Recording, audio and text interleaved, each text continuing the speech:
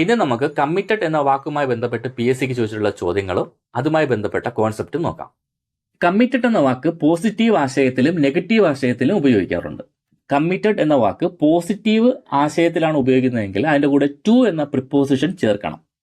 Committed എന്ന വാക്ക് positive ആശയത്തിലാണ് ഉപയോഗിക്കുന്നതെങ്കിൽ അതിന്റെ കൂടെ ടു എന്ന പ്രിപ്പോസിഷൻ ചേർക്കണം. എന്നാൽ കമ്മിറ്റഡ് എന്ന വാക്ക് നെഗറ്റീവ് ആശയത്തിലാണ് ഉപയോഗിക്കുന്നത് എങ്കിൽ അതിന്റെ കൂടെ പ്രിപ്പോസിഷൻ ചേർക്കരുത്, നോ പ്രിപ്പോസിഷൻ.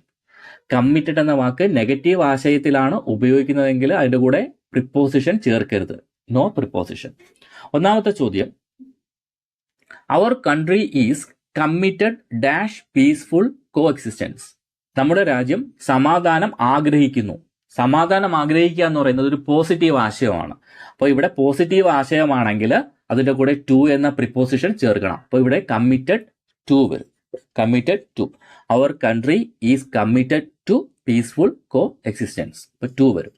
രണ്ടാമത്തെ ചോദ്യം, he has committed dash a crime. He has committed dash a crime. Crime എന്ന് പറഞ്ഞു കഴിഞ്ഞാൽ ഇവിടെ ഒരു കുറ്റം ചെയ്തിരിക്കുന്നു എന്നുള്ള നെഗറ്റീവ് ആശയമാണ് വന്നിരിക്കുന്നത്. കുറ്റം ചെയ്യുക എന്നുള്ളത് ഒരു നെഗറ്റീവ് ആശയമാണ് വരുന്നത്. നെഗറ്റീവ് ആശയത്തിന്റെ കൂടെ പ്രിപ്പോസിഷൻ ചേർക്കരുത്. ഇപ്പൊ നോ പ്രിപ്പോസിഷൻ. ഇവിടെ പ്രിപ്പോസിഷൻ ചേർക്കരുത്. അതായത് he has committed a crime.